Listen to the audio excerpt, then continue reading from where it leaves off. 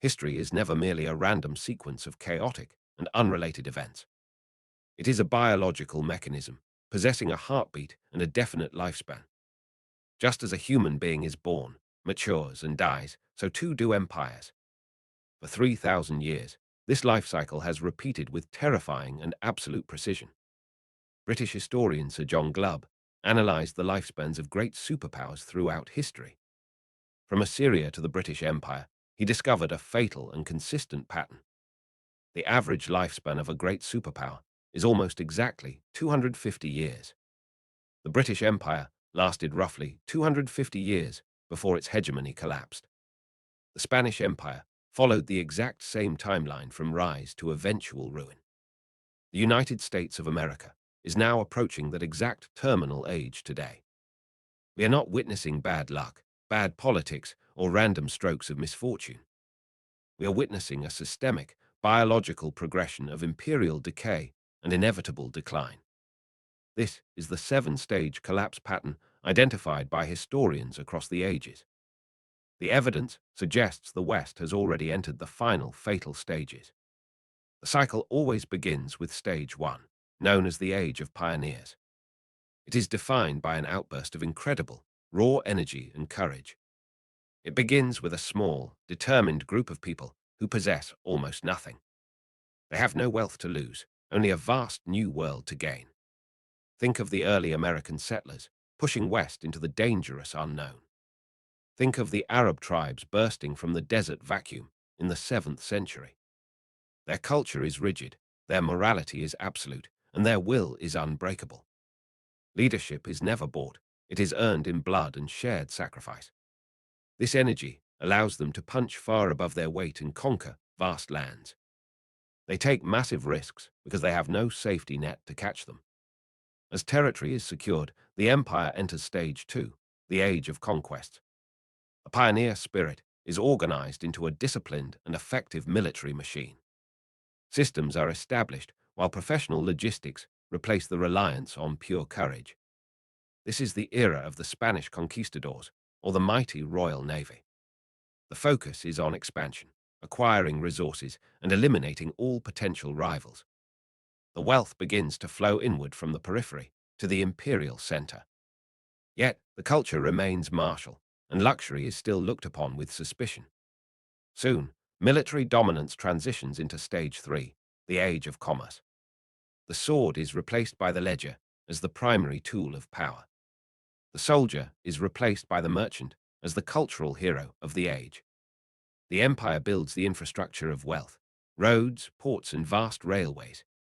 This is the Victorian era in Britain, or the post-Civil War boom in America. Innovation explodes as technology is harnessed specifically for the generation of profit. The primary value of society becomes the creation and accumulation of immense wealth. Confidence is boundless, and the empire believes its growth is truly eternal. This immense wealth leads inevitably to stage four, the age of affluence. This is the empire's high noon, the peak of its visible power. The struggle for survival is a distant memory, a story told by grandfathers. The population enjoys a standard of living their ancestors could not imagine. But here, the rot begins to set in deep within the culture. The critical connection between effort and reward becomes blurred and eventually forgotten. Comfort becomes the primary goal of the citizenry, rather than achievement or duty. The empire shifts from an offensive posture to a strictly defensive one. We stop growing, and we start guarding what we have already accumulated. This excess comfort allows for stage five, the age of intellect. The empire shifts from doing things to merely thinking and talking about things. Academia explodes, while philosophy and theory take precedence over practical industry. The sons of the merchants who built the empire are embarrassed by trade. They prefer to discuss how the wealth should be distributed, not created. Intellectualism, without purpose, creates division and weakens the resolve of the nation. The heroes of the past are deconstructed, criticized, and eventually despised. The youth are taught that their ancestors were not brave, but oppressive. The desire for military service evaporates as patriotism is viewed as primitive. Endless debate replaces decisive action. paralyzing the empire from within. And so we arrive at the critical juncture, Stage 6, the Age of Decadence. This is the stage historians argue the West is currently living through. Decadence is marked by specific, undeniable symptoms that repeat throughout history. First, the population becomes obsessed with the distraction of bread and circuses. The athlete and the singer replace the explorer as the cultural icons. Distraction becomes a narcotic to numb the lack of collective national purpose. The second symptom is the explosion of the welfare state and entitlements. Politicians realize they can buy power by promising the treasury to the mob. To fund this, the empire begins the systematic debasement of its currency. Rome reduced the silver content of the denarius to pay its armies.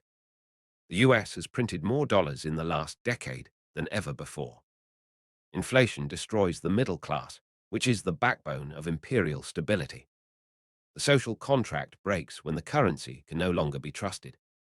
The third symptom is the rise of severe internal polarization and hatred. Factions fight for control of the declining pie rather than baking more. Political discourse becomes toxic as the common good is forgotten entirely. Your neighbor is no longer a compatriot, but is viewed as an enemy. This internal hatred makes the empire blind to the gathering external threats. Let us look back at the collapse of the Spanish Empire. Spain was flooded with gold from the New World, creating false wealth. They stopped manufacturing and simply bought everything they needed from abroad. When the gold flow slowed, they had no industry left to save them. Consider the trajectory of Great Britain in the mid-20th century. 2 world wars bankrupted the treasury and destroyed their global standing. They tried to maintain a global empire and a massive welfare state. The math was impossible, and the collapse of their power was inevitable. The Suez Crisis of 1956 exposed they were no longer a superpower. Consider the rapid collapse of the Soviet Union in the 1990s. Ideological rigidity masked the deep economic rot eating the system from within. When it collapsed, it happened almost overnight, catching the world by surprise. Now, let us diagnose the United States against these historical markers. The US national debt has gone vertical, driven by runaway entitlement spending. The military is overextended, present in 80 countries while struggling to recruit. Universities have become centers of ideological conformity, not innovation or truth. Wealth inequality rivals the levels seen in pre-revolutionary France centuries ago. There is a pervasive rejection of the empire's own history and values. This loss of civilizational confidence is the hallmark of Stage 6 decadence. While the empire argues with itself, the wolves encircle the camp. Rival powers are coordinating to bypass the US dollar financial system. They know that if the dollar fails, the American age ends instantly. This leads to the final phase, Stage 7, the age of collapse. The age of decline and collapse follows the age of decadence. This stage is characterized by the loss of internal order and safety. The central government loses its monopoly on power and effective violence. The economy reverts to localism as the national currency fails completely. But collapse does not always mean extinction. It can mean transformation. Great Britain did not disappear. It simply became a regular nation again. The question for the United States is simple and urgent today.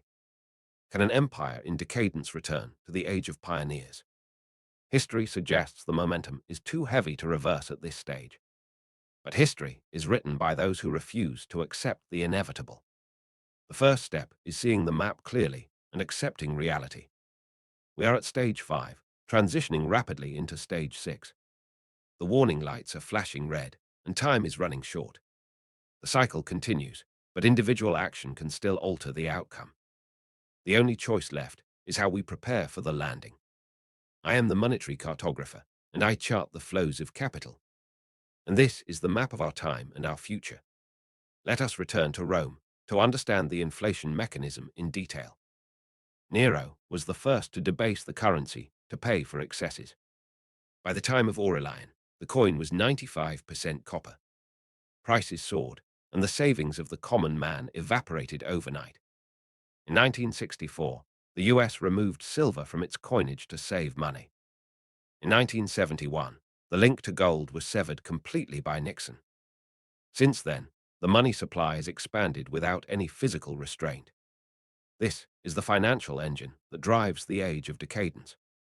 It creates the illusion of prosperity while eating the foundation away. Infrastructure crumbles because capital is misallocated to short-term consumption. Financial engineering replaces real engineering as the source of corporate profit. The real economy is hollowed out and shipped to foreign shores. We become a nation of consumers, not producers of real value. We are dependent on our rivals for the very things we need. Even our medicine is made by our geopolitical adversaries and rivals. This is a strategic vulnerability of the highest order for any empire. In Stage 2, we controlled the global supply chains with our navy. In Stage 6, we are at the mercy of foreign powers. Let us look deeper at the social fracture tearing us apart. A unified language and culture are essential for a stable empire. When assimilation stops, the empire becomes a collection of warring tribes. These tribes compete for resources and favors from the central state. Politics becomes a game of looting the treasury for your tribe. Civic virtue is replaced by civic looting and political corruption. The rule of law becomes the rule of politics and favor. Laws are applied differently depending on who you are or know. This breeds cynicism and a deep distrust of all institutions. When people stop believing in the system eventually dies. Institutions can stand for decades after their spirit has left them. They look strong on the outside, but are rot on the inside. It only takes a strong wind to knock them over forever. That wind is often a sudden and catastrophic financial crisis, or a military humiliation that exposes the weakness to the world. We have seen the tremors of this fragility in recent years. The seven-stage pattern is not a prophecy of inevitable doom. It is a diagnosis that allows us to understand our position. If you know the disease, you can attempt to treat it. Treatment begins at the local level, in your own community. It begins with rejecting the toxic culture of decadence and distraction. Rejecting the bread and circuses to focus on personal strength. Rejecting the debased currency by holding real assets and value. Building resilience in your own community with people you trust. We cannot save the empire from its inevitable biological cycle, but we can preserve the seeds of the next age of pioneers. The dark age does not last forever. The sun will rise. After winter comes spring, and a new cycle will begin. The wheel turns, and we must turn with it or perish. Understand the cycle, and you can navigate the storm ahead. Own your future. Do not let the collapse own you. Berlin in the 1920s was the capital of art and intellect. It was also the capital of hyperinflation and social decay. Decadence thrived as the currency died and society fell apart. We know what horror followed the collapse of that society. Rome had its greatest philosophers as the Goths approached the gate. They debated the nature of angels while the walls fell down. We debate trivialities while the debt bomb ticks closer to zero. The distraction is absolute, keeping us blind to the danger. Do not be hypnotized by the noise of the dying empire. Wake up and see the world as it truly is. Read the history and understand the patterns of the past. Read Sir John Glubb and see the timeline of our demise. See the big picture beyond the daily news cycle's noise. Make your move before the board is flipped over entirely. Secure your wealth outside the system that is currently failing. Educate your children to be the pioneers of the next age. Be the fortress that survives the storm to rebuild civilization. The sun sets on every empire, no matter how powerful. But the stars remain for those who know how to navigate. We have the technology to break the cycle if we choose. Decentralization offers a path out of the trap of centralization. New money for a new age, beyond the control of state. The age of pioneers can be digital, boundless, and free. The frontier is no longer just physical, but informational and digital. Sovereignty can be reclaimed by the individual through technology. But the principles of survival remain the same as always. Work, discipline, and shared purpose are the keys to endurance. We must keep the flame of civilization alive through the night. For them, we must build a raft to survive the flood. The republic may fade, but the idea of liberty endures. Pioneers, conquest, commerce, affluence, intellect, decadence, and finally collapse. Where do you stand in this cycle of history today? Step out of the cycle and become the architect of tomorrow.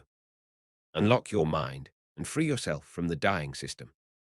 I am the Monetary Cartographer, guiding you through the collapse. And the map is now yours to use or ignore.